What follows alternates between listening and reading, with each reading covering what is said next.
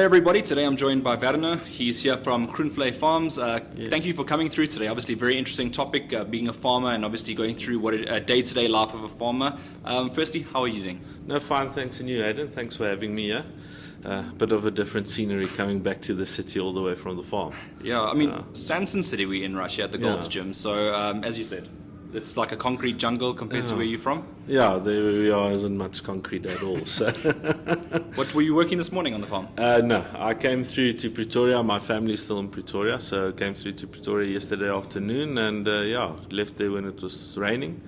And we're doing field breaks, fire breaks, and came through to Pretoria, and this morning came through here.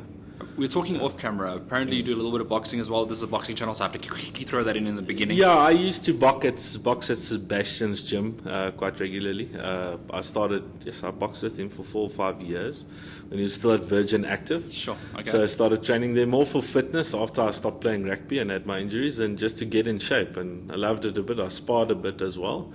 But I chose career over getting beaten up. So you sparred with Sebastian? Yeah, I sparred with Sebastian once or twice. How did that go? Well, you can see why Sebastian does what he does, but it was fun as hell. It's boxing. It sort of gives you a break from life. You know, when someone's hitting you in the face, you forget about all your other problems. Right, you got to concentrate on not getting hurt there. Yeah, you focus on something different than what's bothering you. Yeah. And you, I believe you also were a first-team rugby player in high school? No, I didn't. I got injured in my my final years, so I didn't really play. I played a bit at varsity again and came up, but also got injured again. So I didn't really get into it, and I called it on the rugby career because of the injuries. I had a back injury at varsity playing. I played for the Razors, played rugby there, and just started getting back into it, and I tore a disc. And I decided this is enough. I'm not doing well enough to continue in pro sport. Yeah. What position did you play? I was a front row. I was either prop or hooker, but I mostly spent time on the prop. When you got that injury, did it destroy you at the time? I must say it put me down a bit, because you've always got this hope, if you start playing well again, you might get recognized and so forth. And it did put me down again, also because it was a team sport. I loved the fact that it was a team sport. It was fun. You literally go from, playing well and being active and being with your mates, and on the field to you can't play anymore. So I had to choose, get an operation and play again and have another operation, or do rehab and just leave it. And that's when I got into boxing. All right. With Seb, started training. I started training, got my weight down, got my back sorted out, and started boxing for the fitness. Boxed at least 5-6 times a week sometimes. And do you have to be fit to be a farmer? Is there any fitness in that industry? Farmers, you'll see, have strong arms, strong legs, and big bellies. Okay. So they're reasonably fit, but they enjoy the lifestyle. But I would say there is a bit of physical fitness working with your hands. Most farmers, whether they're accountant by day in the office, they still need to know how to fix what needs to be fixed. You do some of the physical work yourself as well. I sometimes get in and still help cleaning and work with the cattle myself a lot with the guys on the farm. So there's a lot of physical, you can say there's a bit of physical fitness, but not the ideal physical fitness where you can say I'm fit now, living healthy, training, because it's a it's a 20 fitness. Yeah, it's a 24/7 job. Yeah. I can basically go and say this morning I want to go to the chicken houses and do those things, and something goes wrong with the cow calving. You've got to sort that out first. Yeah. Because at the end of the day, if you don't take care of your animals, there's nothing left. Yeah. So you've got to, if there's calving issues, you've got to help the cow with the calf, or a sick animal, you've got to treat that first. And then you've got to see, okay, this took me 3 or 4 hours of my day, and see what's left of my day, what I can do. And then other days you rain out, you can't do much work outside, then you sit and work in the office. So that's the next question I wanted to ask you, is basically planning your day as a farmer. Let's just say, I don't know if you farm on the weekends as well. Yeah, I've got to work right through Monday to Sunday. Yeah. So what does your weekend then look like? I mean, if you step away from work and you've got a full day of farming, for example, I mean, what does it look like? So what I usually try is we've got a few things we farm. We've got cattle, we've got free range chickens, we produce eggs. We do game farming, the whole lot. So we usually check the season. The season determines what you're going to do with the rest of the farm. Okay. And then you'll have a look and say, listen, this week we want to do fire breaks, or, we need to brand the cattle or weigh the cattle or whatever you need to do. And then, something else might happen, or you might have rain, so you can't. So you've got to go to the other thing. So you'll always have like your A work list and then the B, C, and D.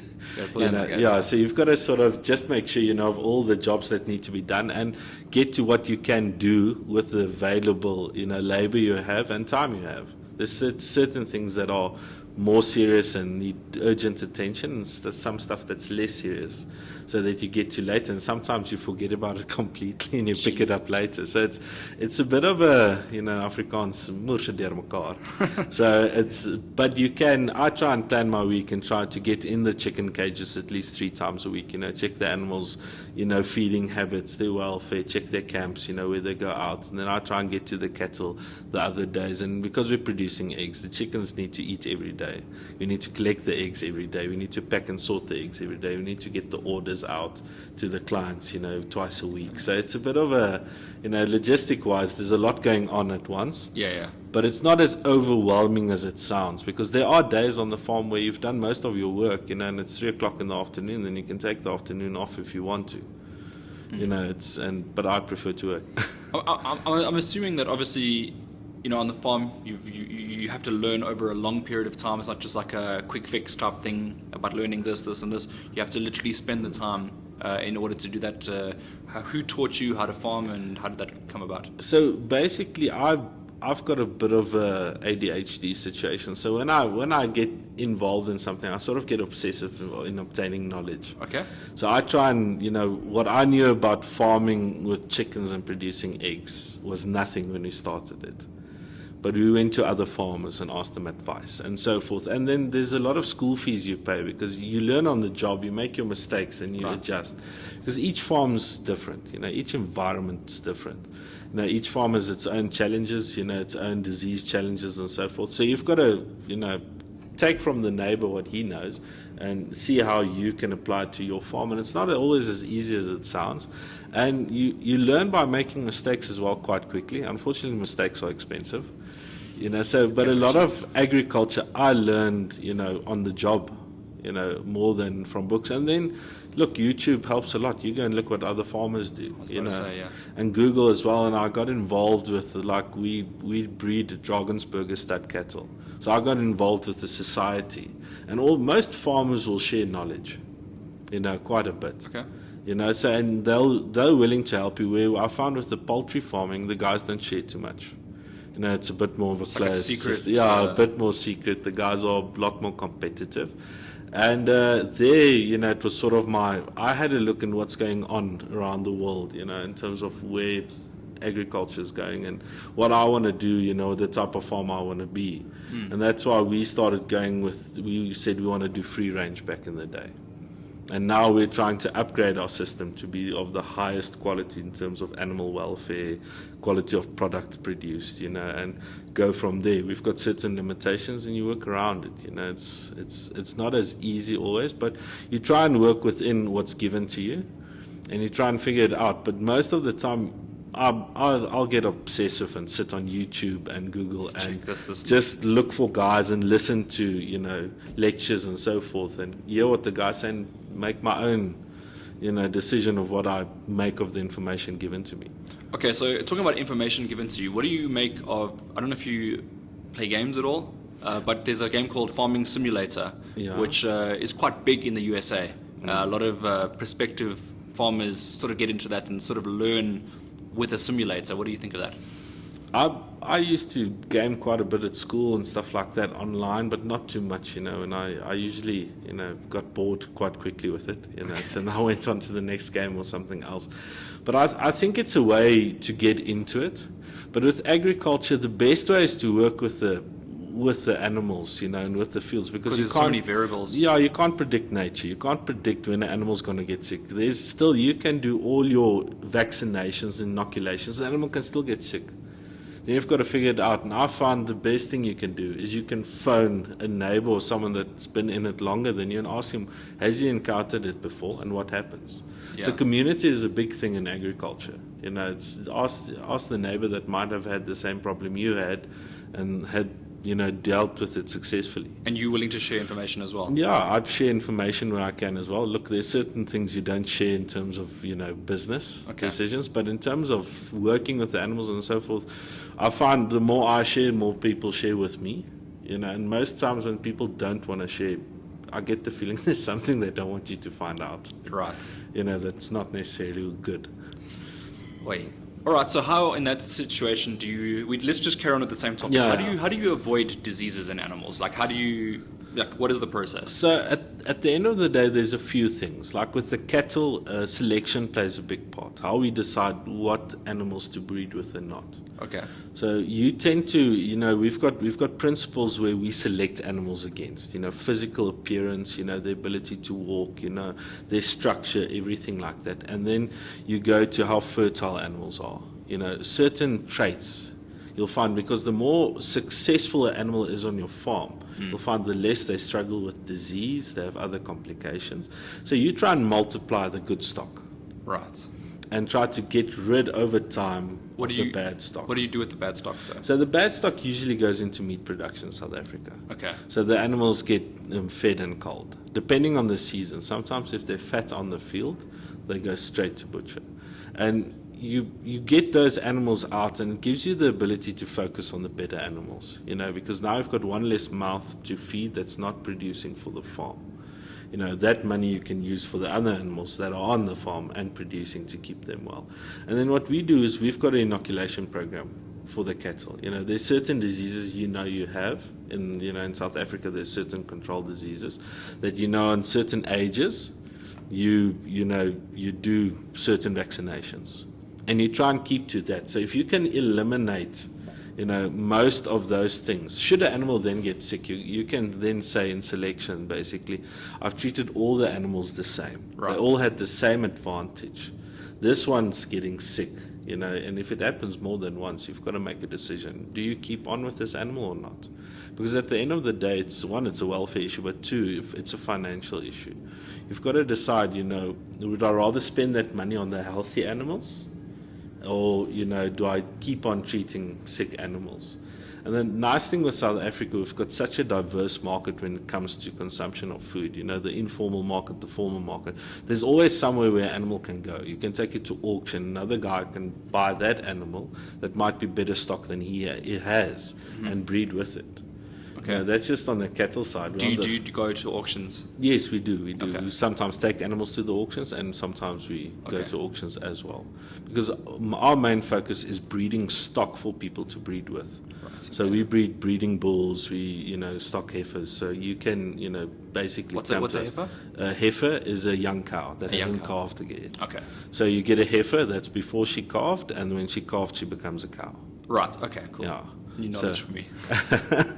Yeah, where a bull is a bull. There's no change. Okay. Yeah. So there's no young bull, it's just... Yeah, I know you can say it's a young bull or bull calf or whatever for stage of development, but, a male's male. With the females, they start as a heifer calf, and then they become a cow as soon as they're in calf. Successfully calved. Okay. So mostly South African, most of our cattle, as far as I know, is beef cattle. Okay. We produce milk, we've got, we produce beef cattle, so that's where the focus is on. Most bulls are bred for that market, to have stock to breed with. The ideal world is we want to improve our breeding stock, so the commercial guy that buys a bull from me can use that bull on his cows and improve his herd. He gets better weaning weights, because that's when most of the animals are sold to the feedlots and so forth. Yeah. Or he gets better replacement heifers that are more fertile, less disease prone for him as well. So, it gets very complicated when you get into the nitty gritty of it, but the basics to get into farming isn't that complicated. It's just, I've found you've got to make a decision what you want to do in agriculture. What do you like and what do you want to focus on? But you guys are focused on, like, you got cattle, chicken, yes, game, and then we've got a bit of tourism. We do fly fishing. Oh, okay. I as did well see on that the farm, on the website, So we do that, and then we've got a bit of timber as well that we do. So you take so there are people that can arrange a day to come visit you guys. Yeah, we usually do weekends or a few days away. We've got a few guest houses, and you can stay and you can go and fly fish. We've got a website. website's not active at the moment, but we've got a Facebook page, Right. Groenvlei Farms and Instagram page, and you can send us a message there. You can send an email to info@groenvleiflyfishing.co.za. All right. Then you can plugging my Social media. plugging our social media where you can Yeah. send a query to, where you can book a weekend away to go and fish. All right. I want to stay on cattle. Just one last cattle yes. question. In terms of, and this question will always maybe pop up, is the way you get rid of the animals. Like, how do you put them down? Is it in a sanitary way? Is it cruelty free? Yeah, we don't do it ourselves. We usually, when you sell a cattle, you take a cow to slaughter, you can do it yourself on the farm, right? And there's still a lot of guys, especially if you go to the informal market, they've got traditions around culling animals, what they do, the ceremony and all that. But we usually go to the slaughterhouse, you drop off the cattle there, and they've got, they comply with all the standards that's required by the government. Okay. And that's sort of the most humane way that they've judged to do it. Look, I think hunting is a bit more humane than that, because a bokkie is still eating a piece of grass and you shoot it. He's in control. Yeah. He's in control. He's got a chance to get away. But with cattle, you've got to realize it's a production thing as well. You've got to we always say you look at the health of the herd and not the individual. Okay. So if you've got to sacrifice a few individuals for the health of the herd, that's what you've got to do. So at the end of the day, farmers got to buy feed somewhere. How do you do that? You take your calves to market. Okay. Then they go into, South Africa is basically a feedlot system. There is some grass-fed beef as well, but mostly, they've got a certain, we've got production systems in the country that's been in place for years and that the guys are working on improving. I'm not involved in all those facets. And so there's a lot of ways, but most people have to comply with a certain standard of working humanely with animals. And what I found with my work with farmers, I don't know of any other people that care more about their own animals than farmers, most farmers. I can't speak for all, but the guys I work with. Because at the end of the day, my livelihood's dependent on the animals. So the worse I treat the animal, it's not going to go very well for me. Do you bond with animals by any chance? Not really. I wouldn't say there's really a bond. At the end of the day, I've almost had arms broken and stuff like that by cows as well. So they can be a bit rowdy if they want to bit, and they are big and they're strong as hell and they know it. So we work with tame-ish animals, but you never really form a bond with them. Even chickens, I trust the chickens the least on the farm. I've got a feeling if you pass out in a chicken house, they'll eat you. You will wake up with a few extra orifices. They will peck you to shreds. They are ruthless little guys. I've seen them chase down, small, if there's a mouse or something in the veld, they will chase that sucker down and try and kill it. Yes. So they are, at the end of the day, they still have a wild instinct towards them. Yeah. And what I do see with the chickens is you do form a sort of a relationship with the animals where they trust you when you work with them. Yeah. So when we put them in the crush to freeze brand them, or to give them the inoculations or give them vitamins and stuff like that, the animals get to a point where they're calm around you because you're calm with them. But it doesn't mean I trust them out in the veld. So it's. Do you okay? When you speak about free range, because there always are stories about like how certain free ranges are conducted. In terms of your free range, how do your chickens walk? So there's at the moment a big conversation around free range, because there's a lot of big guys that's manipulating the system. And I'll probably get some flack for saying this openly, but I don't care. Is our free range, the chickens walk outside most of the days. If we have really harsh weather, wild weather, we'll close them up. But even if it rains, they go outside. Yeah. And we started planting grazing specifically for the chickens around the houses. So we've got a chicken house, a fixed structure, and we build it that way because of stock theft. You need somewhere where you can lock them up at night and keep them safe from predators, because our farm is situated in a protected environment. Okay. So we can't, say we're going to get rid of all the wild animals that's catching our chickens. We've got to work with the wild animals, and that's how we try and do it as much as possible. Okay. So we've got a long cage where inside they've got access to food and water, and they can run around freely, and their nest boxes are inside and everything. And then we've got the outside space. So we open them up about 8 hours a day on average, between 6 and 8 hours a day. And the house is built so there's two, on both sides of the house, there's doors. They call them pop holes. where they can go out. We open usually one side at a time. We actually rotate our chickens around the houses so they don't overgraze and overutilize one area for too long. Okay. So we move them around as much, and that stimulates them as well. We put in a few extra things too, because they can be mean towards each other, if you can put it that way. They'll literally choose the weakest of the chickens and bully it to death eventually. Okay. So what we do is, with that movement, you stimulate them a bit more and you reduce that behavior. You reduce them pecking each other, pecking feathers and stuff like that. So we've got a few things that we do for the chickens to stimulate them so they don't do that. To sort of reduce the behavior, and also to give more than enough space outside that you reduce that conflict. We actually had our free range audit last week, to make sure we comply with the higher standards. And we give about 6 times the space that's required by the minimum regulations. So I want to get into that controversial topic. What are the ways that the farmers, not yourself, the other farmers, bend the rules with regards to free range? I think not necessarily bend the rules, it's the interpretation of free range, because it's not legislation. Free range, they've got guidelines that they wrote for free range. So you can still have a chicken walk around in a barn freely, and he's got free range in his environment. So it hasn't been specified exactly what must be done. There are rules if the weather are wild, or now with bird flu, you can keep the chickens inside to reduce your exposure to bird flu, which makes sense out of a business thing. Because if you get bird flu, you've got to kill all the chickens because it's so contagious. Yeah. It spreads so quickly. So there is a risk. We didn't close our chickens during the bird flu because where we are, we've been lucky so far. We haven't had bird flu before, and we fall outside the range to an extent where it hits every year. But it doesn't mean we can't get it. We're very self-aware and make sure our biosecurity is up there. Okay. By keeping the farm isolated. We don't take visitors to the chickens and stuff like that. But at the end of the day, bird flu is brought on by wild birds. Right. So and you can't control. I can't control wild birds. Yeah. So there's a bit of prayer that goes up each year when the bird flu season comes past that it doesn't eat you. But what we found is the guys do is, we feel my personal view is the accreditation for free range must be a higher standard than the rest, because now what happens is it's easy for other guys to give free range a bad name. And I only strictly farm free range chickens. That's all we do. We don't have caged hens or anything like that. We've just got free range.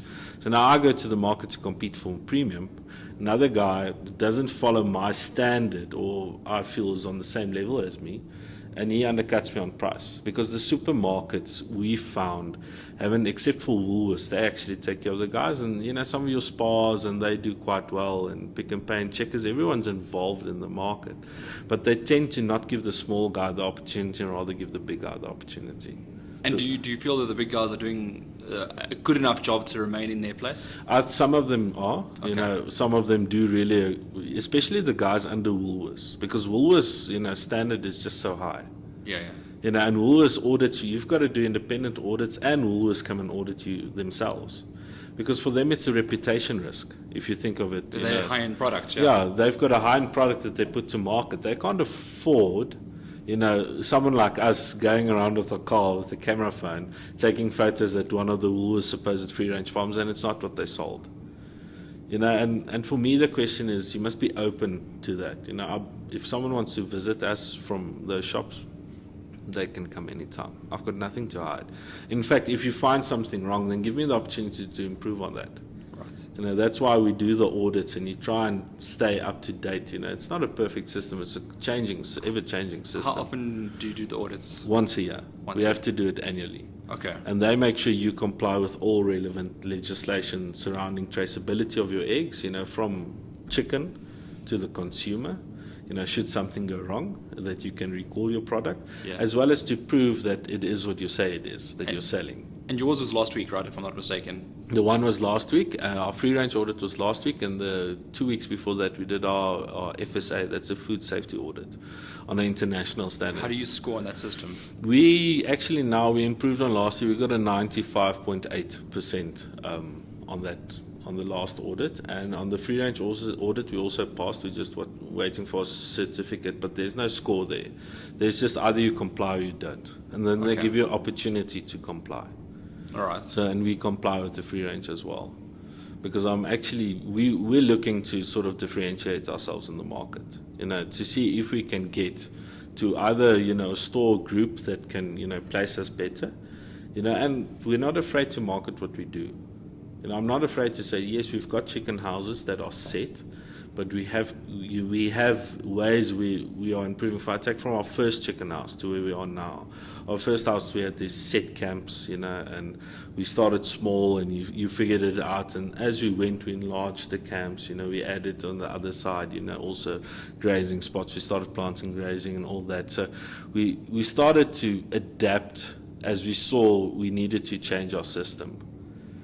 And to see where we want to go. Because if you look at free range animal welfare side, yes, you're allowing the animals to act more natural, more free, and to be able to be more chicken. I think there's a guy, Joe Salatin.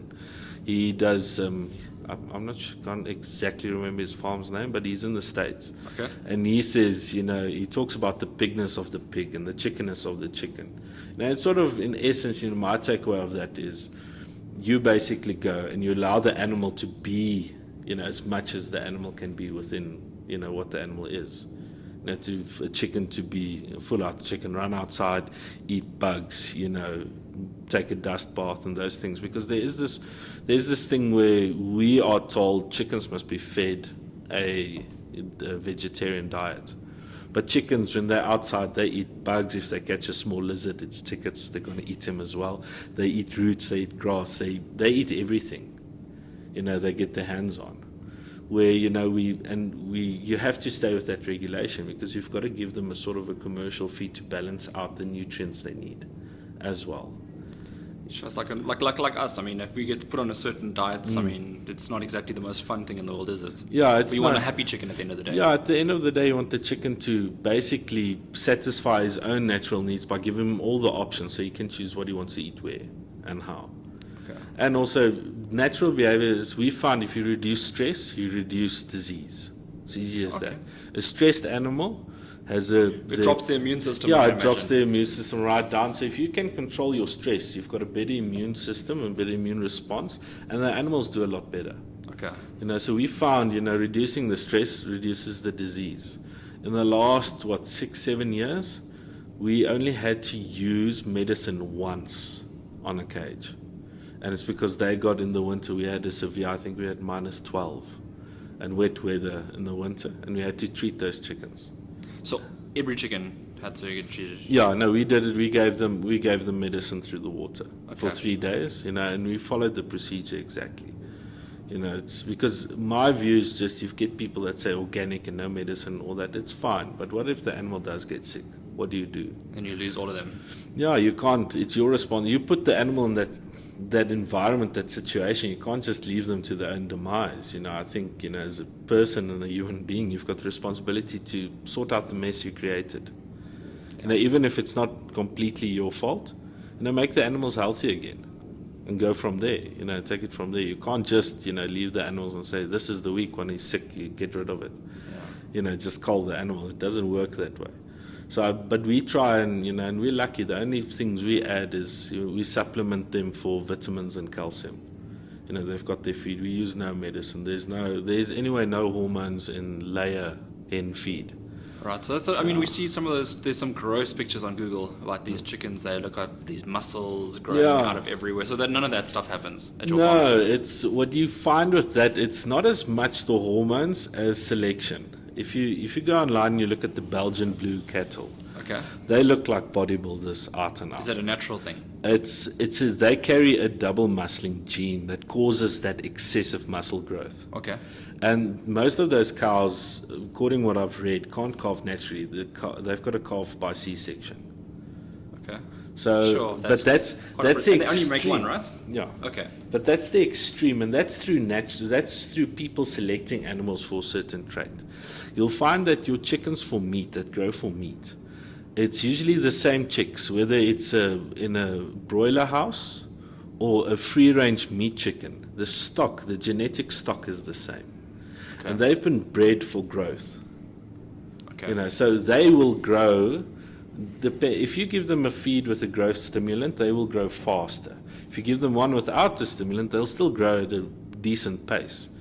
Will they reach the same size? They will probably reach the same size. It will just take the chicken without anything more days to reach it than the chicken with something. Okay. And then So- do you guys cull baby chickens? No. No, because I've seen that on some of the menus when you go to a restaurant, there's like baby chicken available. Yeah, that's just a younger chicken. If they talk about, half a chicken, or it's usually a baby chicken's, a younger chicken Okay. at a certain weight. So we only do eggs. So our chickens, when they are done Right. laying, Okay. we sell them live. And they Okay. go into the informal market because That's they something can, else, yeah. and they can still lay. And some of the guys will slaughter them for meat, but a lot of the guys buy them and they keep them at their houses because they can still lay eggs. And how many? And then you mentioned earlier that you do deliveries primarily to Johannesburg and Pretoria. Yeah, mostly Pretoria and Johannesburg we do deliver eggs. Yeah. And I've seen your price on your Facebook pages. Do you have a certain select customers that you keep working with, or are you still open to new customers? We're open to new customers. We're always looking to grow. And the thing is, for us, with the current situation, with prices and everything, with COVID, of inputs going up, we're constantly searching for new and better markets. Okay. Because at the end of the day, in the supermarkets, there's sort of, and this is where we come back to what you said about, there's a lot of, there's a big haze around free range at the moment, because Yeah. you get the feeling some of the bigger guys are manipulating some of the smaller guys, or who do you believe, And that sort of puts into question what your price can be for a product. How can I justify my price if I can't prove to you what I'm doing? And then you're competing against everyone else, and the prices aren't attractive, because feed prices the last year and a half, has gone up by more than 40%. Our own egg price, for example, has only gone up by 5 or 6%. Okay, so you've been quite consistent then. Yeah, but we can't keep up with the market because our inputs are excessively surpassing, what we can ask for the eggs, because at the end of the day, you've got to realize people still need to afford your product. Right. And if you're competing against every other egg in the market, what can you really ask? Because then people come, but an egg is an egg is an egg. Right, they say an egg is an egg is an egg, but is your opinion that your eggs are better than some of the other eggs? I think so. I think we produce a better quality egg than most commercial eggs, in terms of what we do. Okay. If I look at the quality of the yolks that's coming through, color of the yolks and all that, people will say nutritional value. I don't just look at that. I look at, what should a healthy egg look like? And there's depending on the chicken, because certain chickens lay different color shelled eggs and so forth. Okay. But we use a highline brown, and they're sturdy, strong chicken, and they graft outside. They're actually bloody cheeky chickens, and they produce a nice, dark brown shelled egg that should be smooth and hard and thick. Then there's enough calcium in the egg, for the shell. And the better the shell, the better it protects the product inside. So then you find inside where your protein is, you've got your yolk, you've got your egg white, which is mainly albumin. It preserves your egg for longer as well, to keep it fresher. So the better the egg quality of the shell, the better the quality of the egg that goes to the shelf, to the market. And we found even with your days, we keep retention samples, hell of it interesting. We've kept eggs to 50 days. If you keep the temperature consistent, there's no big fluctuations, too hot, too cold, or anything like that. We've had eggs at 55 days that are still fine. That's a good preservation. For me, what I've seen, shell quality plays a massive role, because the shell is porous. So each time the egg heats up or cools down, the pores open up and closes up on the egg. So that allows stuff to come in and out, where if you keep your temperature consistent, there won't be much of that happening. So eggs will last longer. That's why we always tell the guys, if they ask about eggs, don't put your eggs in a hot car and then put it in the fridge and then take it out and leave it to get hot again, put it back in the fridge. So what about leaving your eggs in, I'm just saying, for not just had a household, leaving it in like a cold cupboard, for example? In your pantry. Yeah. Somewhere cool, where the temperature is consistent. You'll get the longest longevity out of your eggs there. And if you put it in the fridge? In the fridge, then keep it in the fridge. But eggs, you'll always see your eggs sweat. I don't know if you felt them, if you take them out of the fridge, they're always wet. Yeah, they are a little bit damp. Yeah, there's a bit of a condensation going on. Yeah. And that will also because it lets bacteria come in. Okay. And the bacteria breaks down the protein that then lets the egg go off a bit quicker. Okay. So there's a few interesting things, but most people eggs don't last that long in most households. Yeah, you know. yeah. I know of some bachelors where the eggs either are done in a week It's all about protein. or it goes for a month, depending on their protein needs. Yeah. Especially if they're a rugby player, probably goes like 2 days. Exactly. Or your bodybuilders, they love their Bodybuilders, eggs. Yeah, they smash them quite hard. So it's but what we've seen is quality of the product. Comes down to are the hens stressed? Do they have access to good quality feed? That carries over to the quality of the egg you're going to get. And Sebastian also says sometimes, because he's my reference, that sometimes he gets doubles. Yes, that we found the double yolks is more determinant of age when the hens come into lay and they start laying. It picks up wildly, and they lay a lot of jumbo eggs sometimes at the start, and then it goes down to large, extra large, and sort of a maintainable size egg. Those jumbo eggs will a lot of times be double yolked at that age. That's quite exciting. Yeah, it is exciting, but it's for not consumers. but it's not sustainable for us to do it. So it's a certain time in the cycle that we found it happens. Okay. On the farm. I can't speak for everyone. I know of farmers that have found value in just selling double yolks. They literally put up a box, a light box to see what eggs have double yolks, and they'll charge a different price for them. But you don't do that? No. Okay. That's a lot of effort. Yeah. It's a lot of one at a time. Yeah, you literally have to take them one at a time and check them on the light box and then pack them. So you'll have to charge a bit of almost a Woolworths price. So you charge for the one, and some people just might get lucky. Yeah, if you buy jumbos from us, you might get double yolks, you might not. Yeah. But the chances are quite high you'll get double yolks. Because it's always quite exciting when I get those. I'm like, yes. You think you score double. Yeah, it feels, at least it feels that way, It feels like you bought two for the price of one, actually. Yeah. No, it's great. It's great. The other thing is, I want to go back to cows real quickly. I actually missed a question. Yeah. The way you feed them grass, how do you do that? Because I've heard there's different techniques and which grazing type of grass. techniques. Yeah, grazing techniques. So what we do is we do rotational grazing. We've got set camps, and then we've got the big open farm where the wildlife is. Okay. So we started using electric wires to control the grazing. We do a sort of a strip graze. Okay. We put the cows in a smaller environment, but we move them regularly. Okay. And we let them take down dry material, old material, because a cow is a wonderful thing. So a cow can literally take grass that means nothing, compost it for you, put the carbon back in the soil with that compost, and regenerate, basically stimulate the grass for regrowth again the next season. Okay. And the idea is, what we are trying to do is the cows will take about a year before they get back to that same patch. Okay. So there's a full growing season that passes before the cows get back there. There's people that move the cows daily. There's people that move them hourly. There's a lot of scope in how you want to do it. What we do with the games, we give them a bit of a larger area, and we move them every few days. Depending on we actually go and check the grass that's left. You don't want them to finish it to the soil. You want to leave a certain amount of grass, depending on the grass types. Yeah. For that area of veld on the farm. So you want to leave it that way, and then you bring them back later. Sometimes you do controlled burns because of where we are. You sometimes have to burn some of the old grass. There's no animals at the time, and not just that. Some grasses need that heat stimulation from the fire. Do you do it yourself, or do you bring someone in? No, we do it ourselves. Okay. We do mostly everything on the farm. We do in-house. Okay. So then you do that. But what we found with those fences and the grazing is wildlife will be very selective on what they eat. So they'll come into a field and eat all the tasty grasses out first, and then they'll come back and eat the rest, and then they'll move on. And they'll leave the more unpalatable grasses. And the problem is, now I put the good grass under pressure. The more unpalatable the grass is, the better chance they have of basically taking over the field. So you'll find there's no more balance in your grass fields. Where we've seen with the cows, they literally, if you put them in that area, they do what they do best. They basically make grass into manure. Yeah.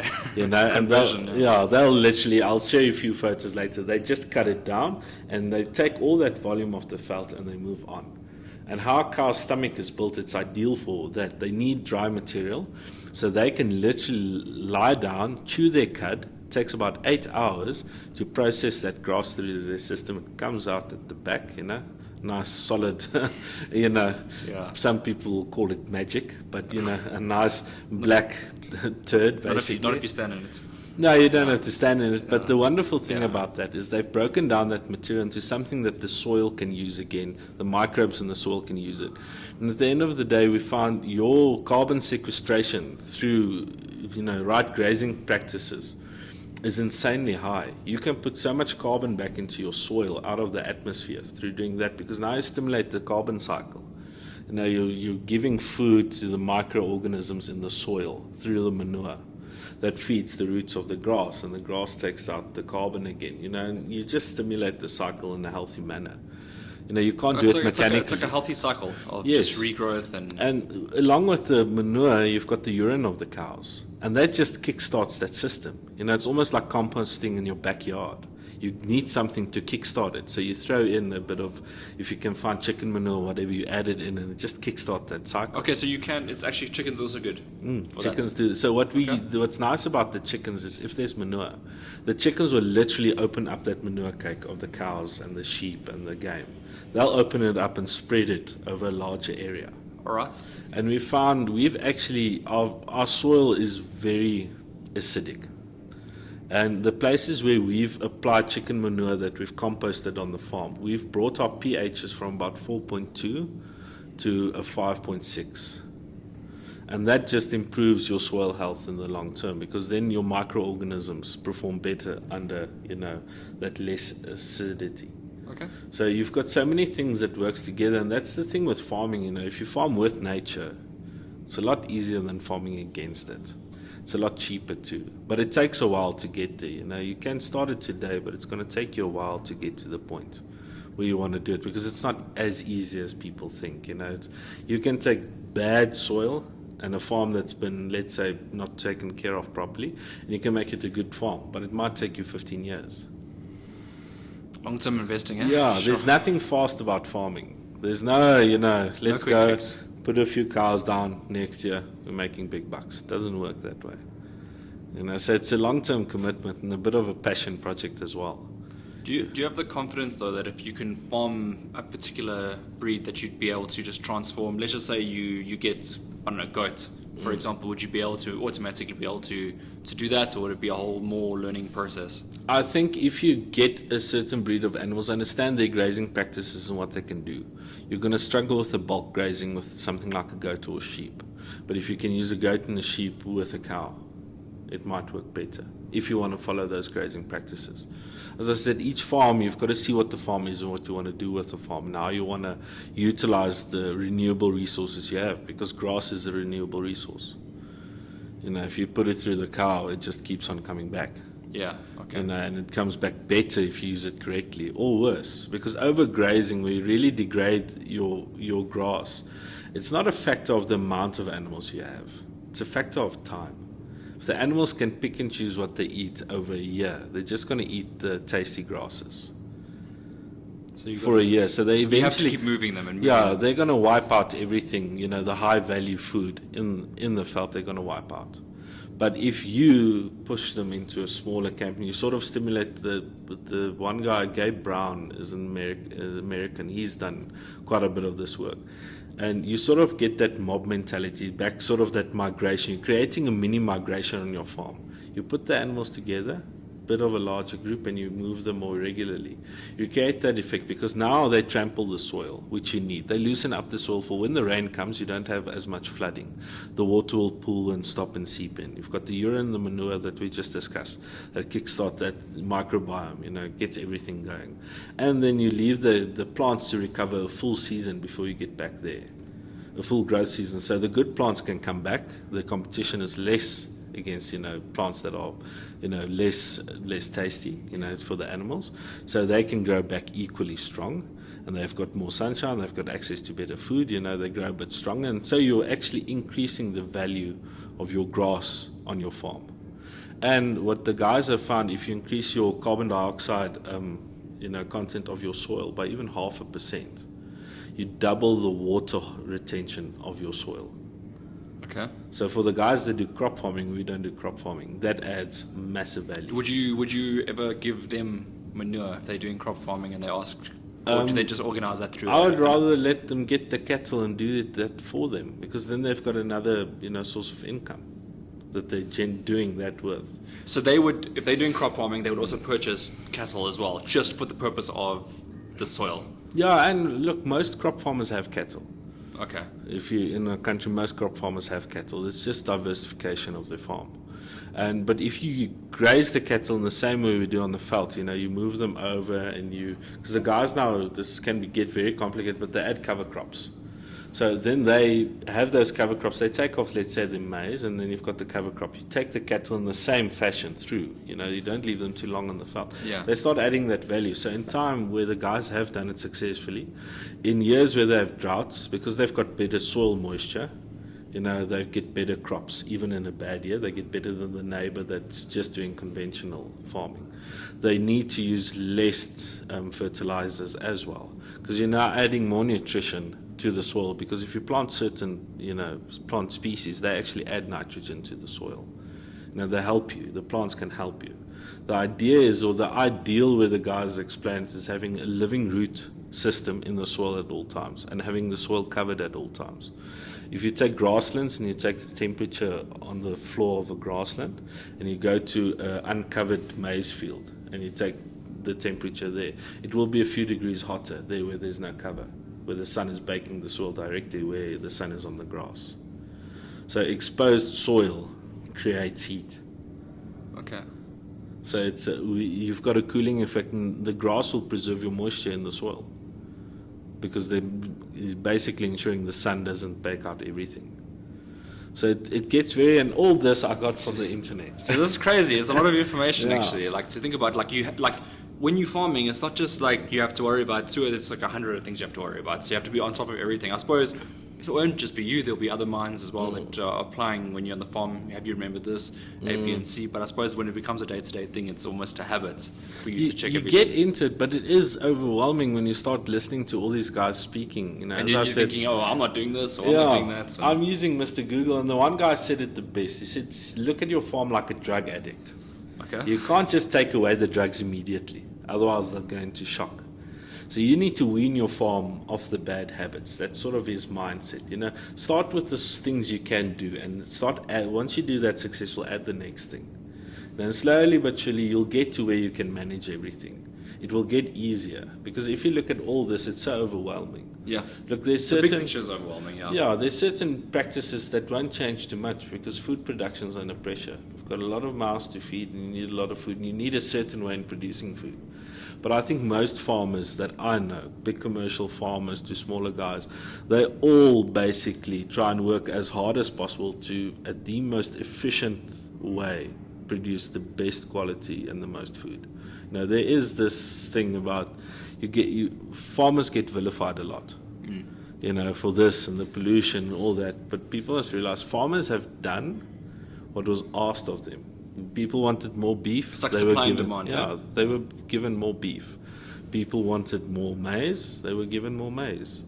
The farmers went and did what was then the best technology, the best advice. They took it and they produced at the highest possible production rate then. That's why farming is mechanized so much. You see you always see these photos of these massive tractors and combines running and all that. And it's insane. I know farmers that plant thousands and thousands of hectares of maize and soy. And it's because there's a market for it. Somewhere in the world, someone wants to buy that product from him. Yeah. Otherwise, I wouldn't plant it, because it will go to waste. It's the same argument. People are saying, if we stop eating meat and we start eating plant-based. We're going on to my next question there. I like that. Yeah, Okay. but if you do that, it's easy for me as a farmer. I'll get rid of all the animals and I'll till up all my fields and I'll start planting the plants you want to eat. Now, it's just about the demand of the markets, right? Yeah, but the question is, people are saying we must go to that because of the impact of the environment, but I think there's a question you've got to ask yourself as a human being. My life on this earth has a cost. Somewhere something's going to die for me to live the life I live, whether it's a plant or animal or whatever. You've got to deal with that fact. It's a moral question you've got to ask yourself. But don't put it on someone else for giving you what you've wanted. If you want a touchscreen, cell phones, you want the latest cars, you want the nicest clothes, something goes into that. And there's a cost to the natural environment to produce those things, whether it's mining or agriculture, there's always a cost. And the one system isn't necessarily the better than the other, even if it makes you feel better. Now, a lot of people might be angry if I say that, but it's the truth, you know. Doesn't mean it makes you feel better, it's better for the environment or for people.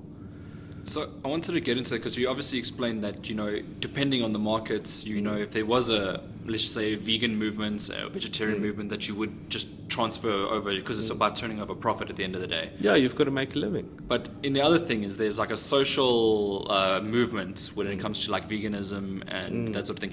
Do you guys, well, as a farming industry, I'm not talking about your farm specifically, but do you feel that there is some sort of social movement of people going against you? I wouldn't say necessarily against us. I haven't seen it that, you know, I've got a lot of respect for each one having his own opinion. If you want to be a vegan, it's your choice.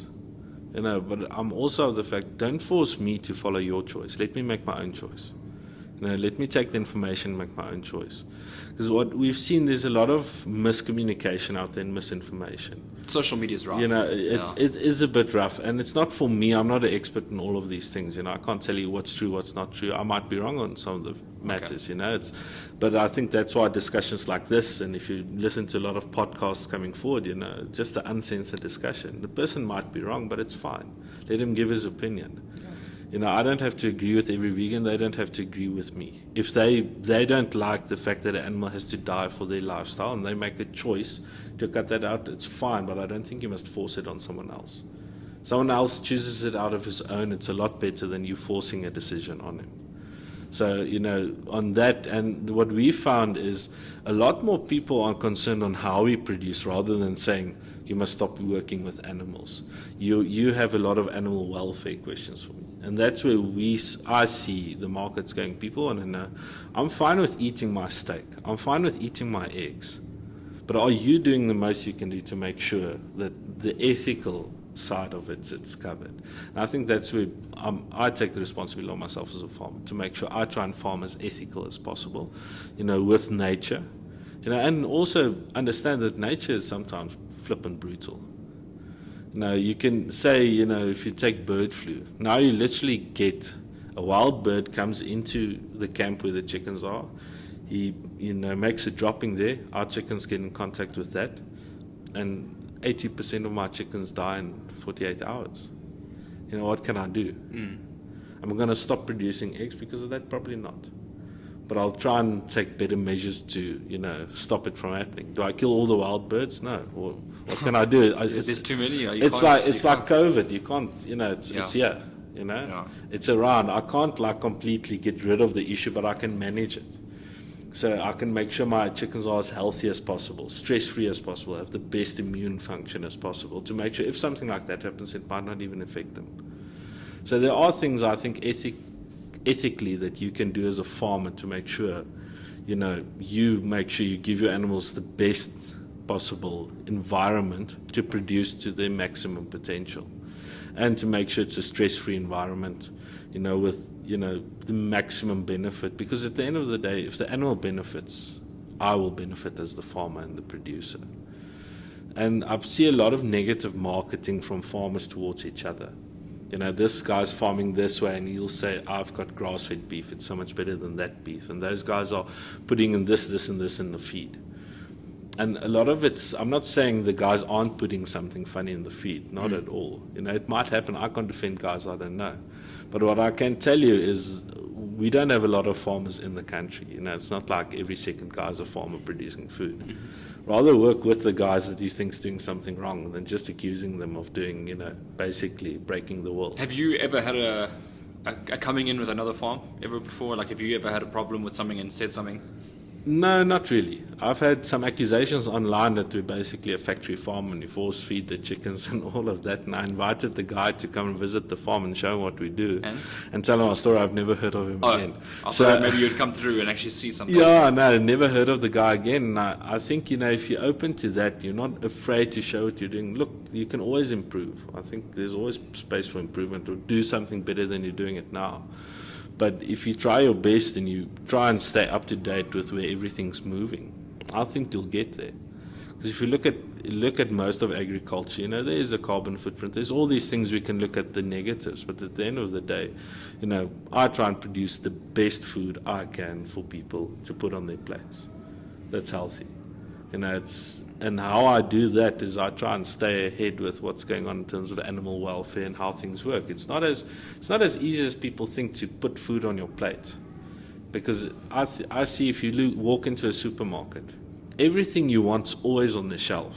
Yeah. Have you asked yourself what it takes to get put it everything you want on the shelf 24/7? Yeah. And there's a lot of different parties that are coming to the table. And it's a massive industry. Just think of the logistics. Make sure you've always got Avo on the shelf. That's all seasonal things on now. Seasonal thing is now full year available. And it's wonderful that the world's connected that way. But then rather start asking, become a conscious consumer and ask these questions. How is it produced? Where is it coming from? What are these guys doing? And work with the guys to change, than just, vilify them. All right. And one last question. Yes. About what's harder, your normal job or farming? I must say, the normal job was easier, but less satisfying. Farming is a lot more. I enjoy what I do a lot. Would you ever go back? Not by choice. Okay. Not by choice. If I have to go back or go into something else, I'll try and stay where I am, because I've sort of, taught myself a passion for food production and, going there. And I think there's a lot of space, to start adding. The guys always talk about, they've got fancy terms like nutrient-dense food and all this, And at the end of the day, good quality food's good quality food. Whether it's more nutrients dense or whatever you want to call it, doesn't matter. I think there's a lot of guys in this space in the market to promote, good healthy behavior in producing the highest quality food for consumers and people to eat. Whether it's, mass-produced food products or, niche market food products like, let's say, Wagyu beef. As an example, Wagyu beef market's exploding in South Africa at the moment, and the export market and all that.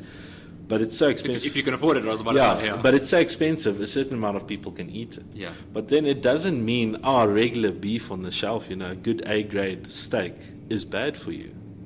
It's just a different value proposition. Right. But there can be effort put into both products to make sure it's the best product on the shelf for the customer buying it. And people shouldn't be ignorant anymore. They should ask the questions. Where's my food coming from? What am I eating? Because we're getting to move, and I think COVID has sort of made a lot of people open their eyes about their own health. Yes. Yeah. How do I eat? What do I eat? Am I fit or am I healthy? And it hits home, where, someone gets sick or might pass away, and you ask these questions, why? You don't really have control of it, but what I've heard of is the healthier people have less problems. Right. And food plays a massive role in your health, everyday health. It's actually quite scary to think about, but it's obviously you should always just be health conscious, irrespective. But you're right, people have opened up their eyes since COVID's come around and starting to question a hell of a lot more. Yeah. Is there anything lastly you want to leave with us, like a message or anything before? Not really. I just think people, what I've seen is the people that I've had the conversation with, or what we do on the farm, as soon as you start showing them, there's the resistance breaks down completely. Because there's a lot of questions that don't get answered properly. But there's also a lot of issues out there that the questions never get asked about. So rather than just vilifying someone, if I can ask the questions. Yeah. Ask the guys, what are you doing? Why are you doing it this way? And if they can't answer you, that means they're probably something dodgy, right? Yeah, not necessarily. If they can't answer you, they've got to go and figure out why the hell they can't answer a question. Isn't that a bit concerning, though? It is concerning. Look, I'm not saying there isn't cause for concern. Yeah. But ask the questions and rather have the conversation than just shut someone down. Right. Start bad-mouthing them, giving them bad reviews. Rather ask the questions and have a conversation and a dialogue with the person and figure out what's going on. Yeah. If I sell you eggs and you get a rotten egg in a batch that I sold you in your phone, I'm going to replace the whole batch for you. But I'm going to ask you, all the questions surrounding it. Your conditions, not to disprove your fact, but I want to know where it went wrong from my side. Right. In the cycle to make sure that doesn't happen again. So I think at the end of the day, if I can leave anyone with anything, is just have the conversation, ask the questions, and be a conscious consumer. All right, so quality over everything. Yeah, I think quality must be sort of the main aim. Okay. for everything you do, you know, whether it's food or whatever. Just make sure you do the best that you can. All right. So, well, thank you for No. coming and speaking to us. Very No, thanks. educational. The one thing I do want to mention is that you need to head over to all the social media pages. It's Facebook and Instagram, right? Facebook and Instagram at the moment, Yeah. It's Groenvlei Farms. And go do that. Hit the social media, like and follow. Yeah, like and follow, yeah. Like and follow the journey, and go ask questions if you have any questions that I haven't asked that you want to perhaps pop a question. He's more than willing to answer those questions on I like social talking, media. so it's fine. Yeah, well, that's a good thing. I mean, this podcast is an hour long, so if you have any questions that weren't in this hour long podcast, send it his way, and I'm sure he'll be able to answer all the questions. No, thanks. Thanks for having me, Aiden. Thank you. It's been fun. Much appreciated. Appreciate it. Thanks, man.